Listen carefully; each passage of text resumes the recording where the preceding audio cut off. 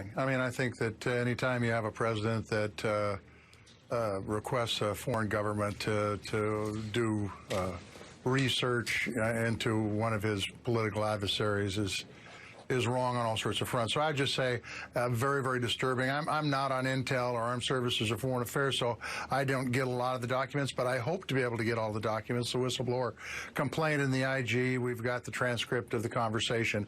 I think that conversation was very disturbing. So you think the whistleblower complaint should be made more publicly available so that you and others can read it? Absolutely. I'm a big believer in transparency, and I think we need to get the information so that we can, based off the facts, make the good decisions for the country. How are you and your Senate colleagues viewing this last 48 hours? Obviously, the House has been taken up with this. There's been debates. There's been discussion of what their strategy is and lots of internal debates about impeachment. I'm curious what it looks like on your side. Yeah, well, look, I haven't had any in-depth conversation with anybody in my caucus about this. Mostly it's just passing a line or two. But I can tell you what my belief is. My belief is that now that the speaker's decided to impeach, they need to make sure it is very, very focused. They need to get to the bottom of the information as promptly as they can, and they need to move. Look, we're dealing with a president who is the king of pivoting out of situations, and we saw it in some of the stuff he did today, trying to bring in Vice President Pence. Take a look at him, don't take a look at me. He does this stuff all the time, and so I think the folks who are getting to the facts need to have a laser focus, get the information they need, be very transparent about the process, and let the chips fall where they may. It appears to me there's some huge problems out there, but by the same token, I don't have all the facts yet.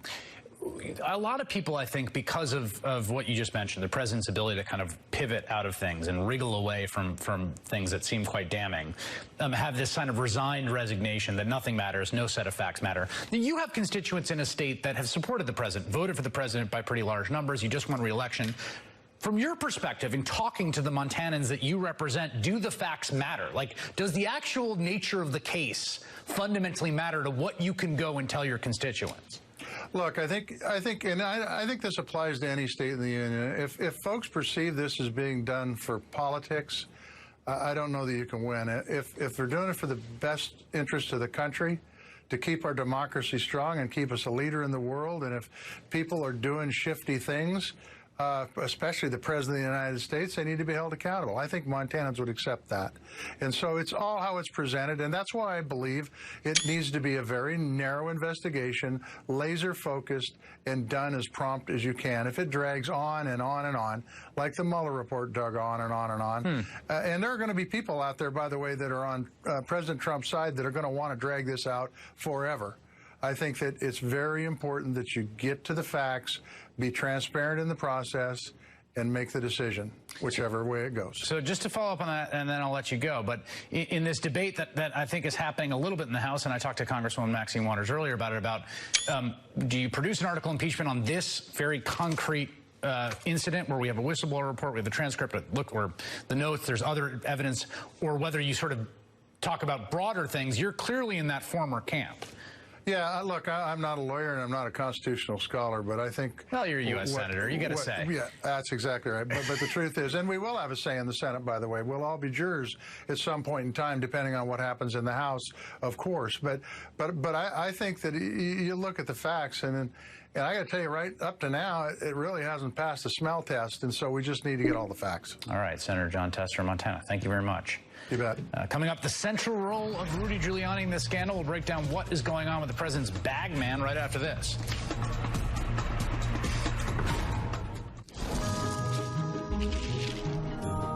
Plants capture CO2. What if other kinds of plants captured it too? If these industrial plants had technology that captured carbon like trees, we could help lower emissions. Carbon capture is important.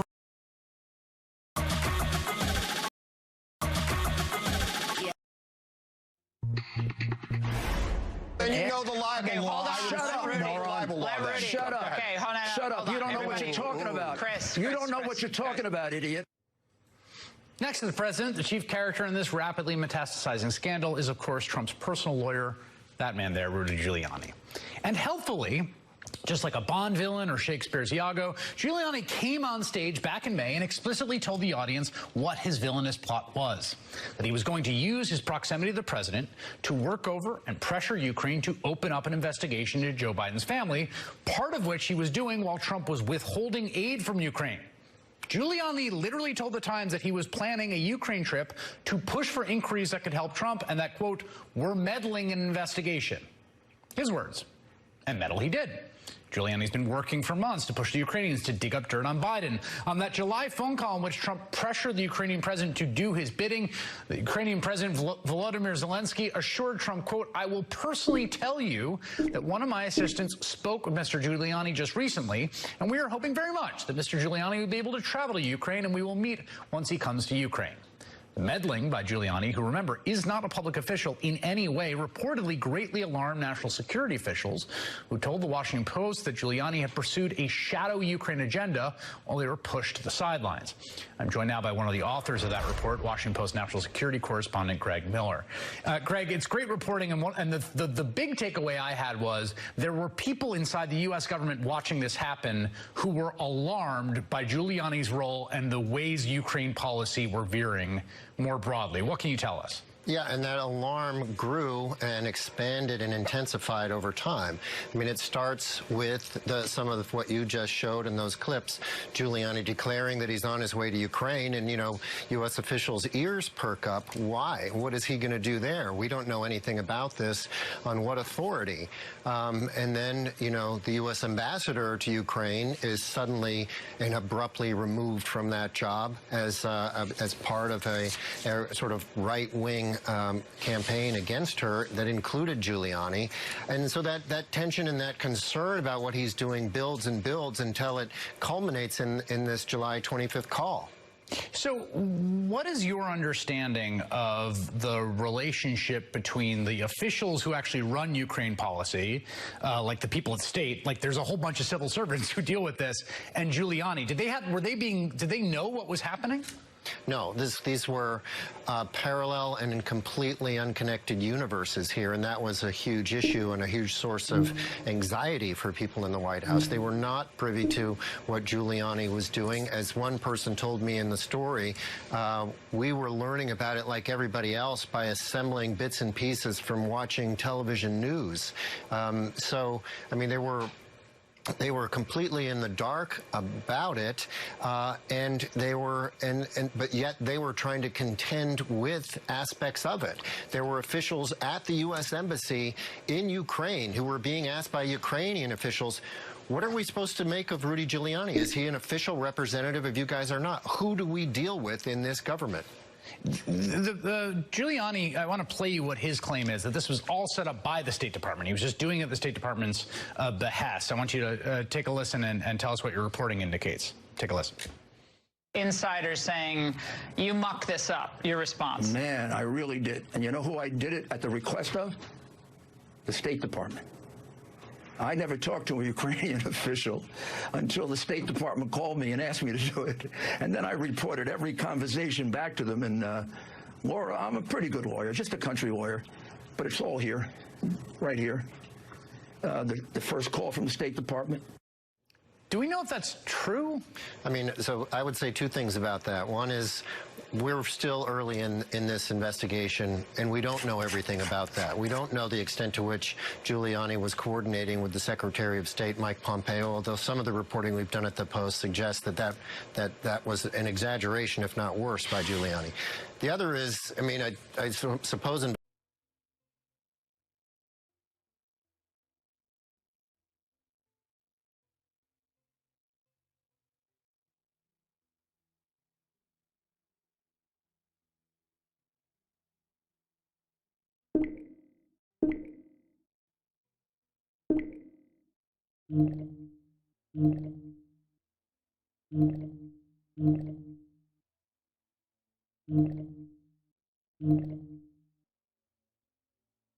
this case,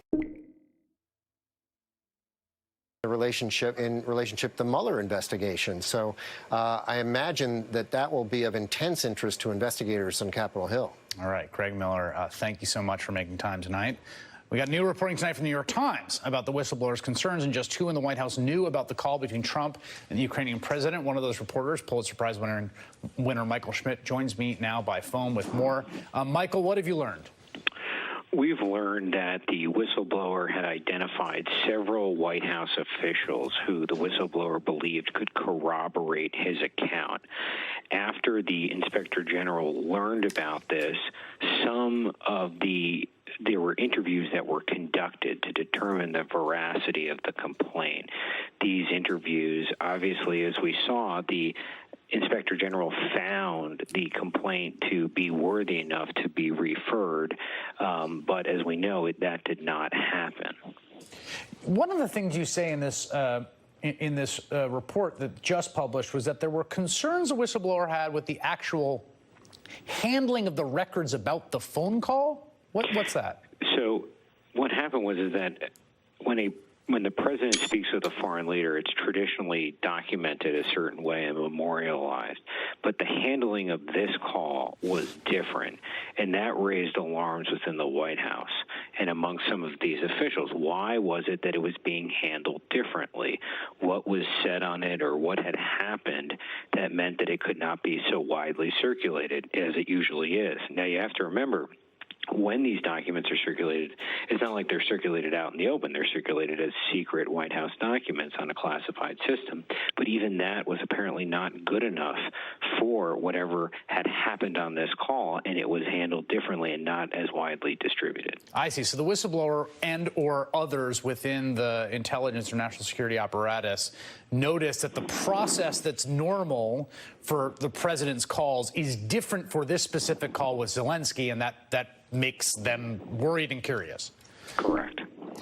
Finally, there's concern, I think, in you have a memo, I think, of how the Department of Justice, or I'm sorry, how the Inspector General for the DNI thought about this. And one of the concerns is that there's a possible criminal infraction relating to the solicitation, unlawful, of foreign campaign contribution.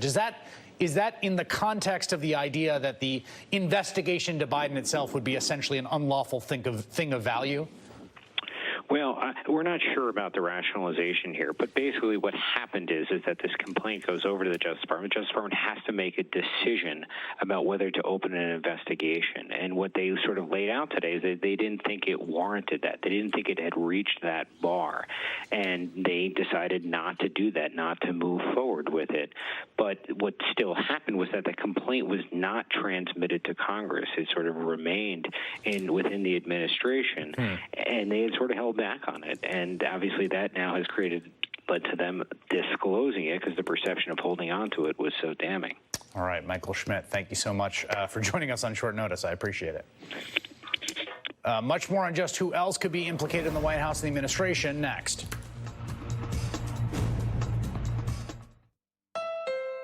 The Honda HR-V is perfect for your typical day. Because it's been designed for your less typical ones, too.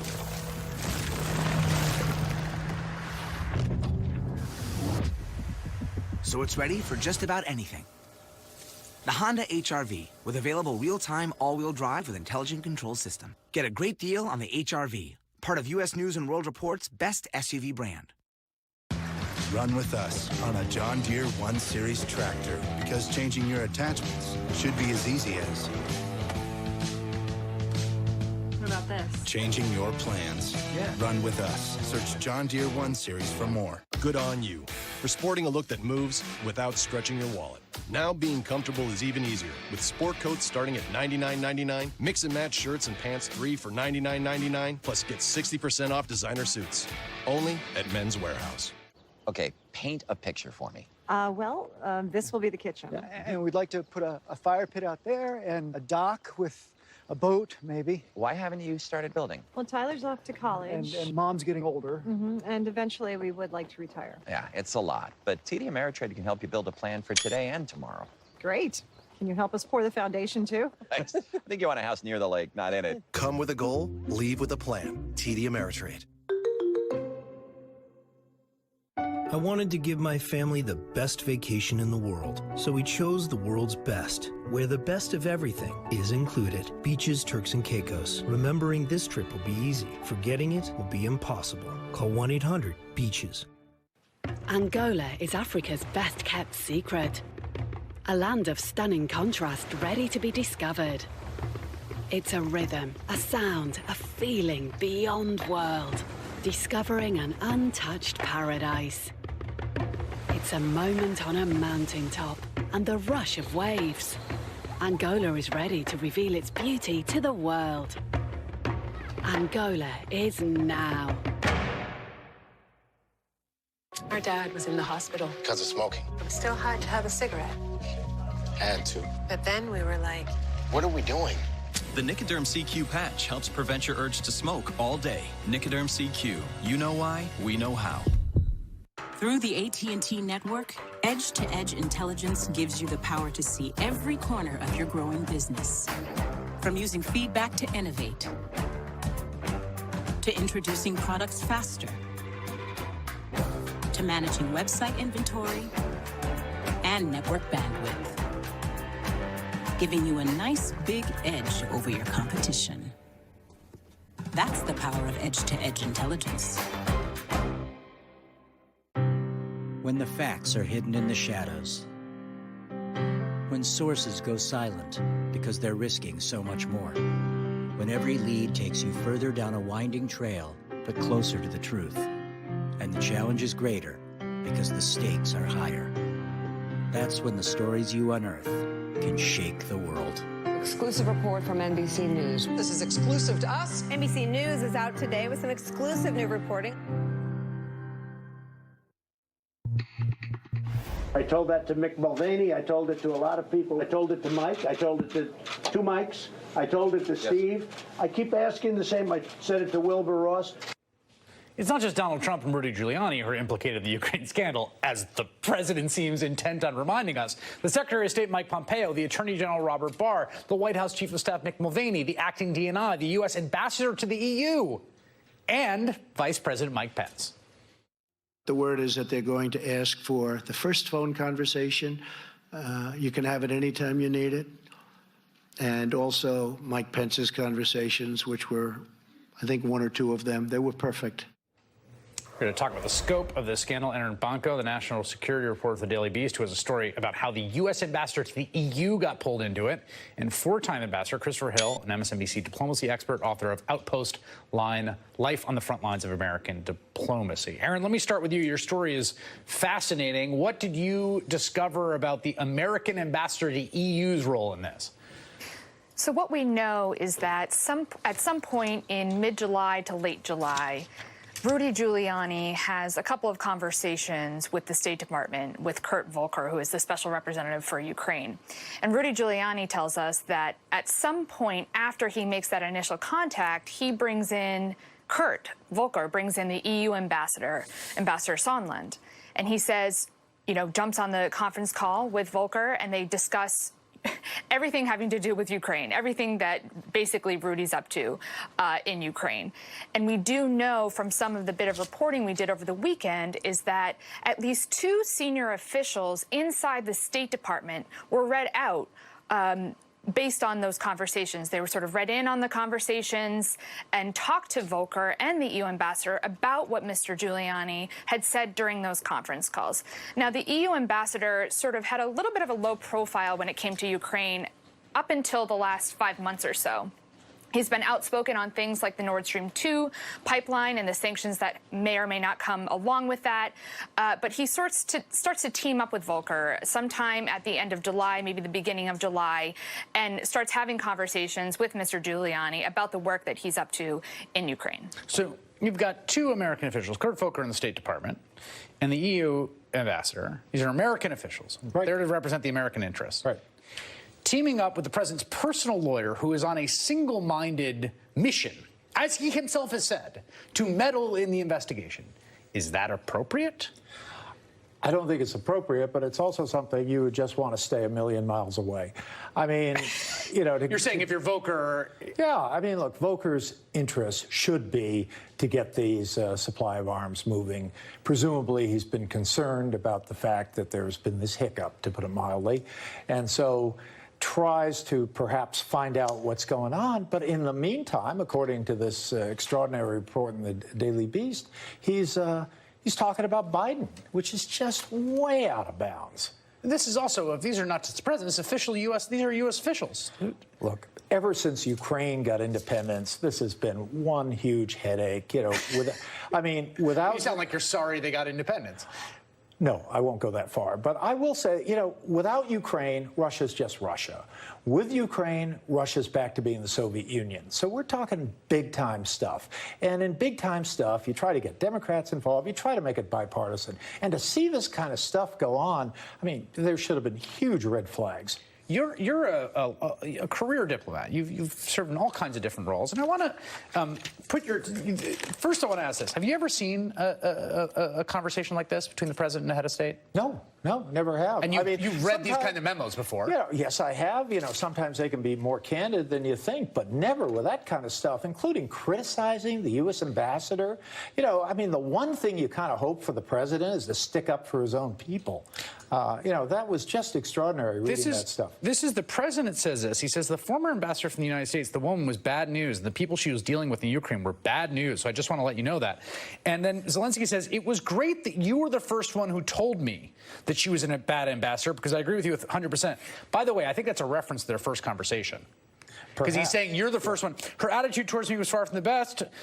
She admired the previous president. I mean, what is that? Often a long shot candidate, in this case a professional comedian, might not be someone that the embassy really is sort of sure that this is the right. But, you know, if you're an embassy, you really try to say, no, we're not taking sides here. So he may have sensed that the embassy somehow wasn't on his side, whatever. For the president to kind of agree with him and suggest this is a big problem, and then for the Secretary of State to have her pulled early, and that was certainly the perception. They tried to say, well, she was due to leave soon anyway. But that, you know, again, this goes back to professionalism. This goes back to what kind of State Department do you want? And that is what a lot of us are worried about. Aaron, what do we know about who at State, the circle of people at State that actually did anything to further Giuliani's mission? So I should note that we spoke to Giuliani earlier today, and we pressed him on some of these questions. You know, in our conversation, which lasted about 15 or 20 minutes, he said that, you know, representatives from the State Department, including Volker and Mr. Sondland, had suggested to him to continue talking to the Ukrainians. Now, Giuliani would not tell us exactly what was relayed from the State Department to him in some of these conference calls. We pressed him again. He said, I won't tell you what they said. We asked him if Secretary of State Mike Pompeo knew what he was up to in Ukraine, to which he says, you know, I don't know for sure, but I could only imagine that he did know. That's interesting. You know,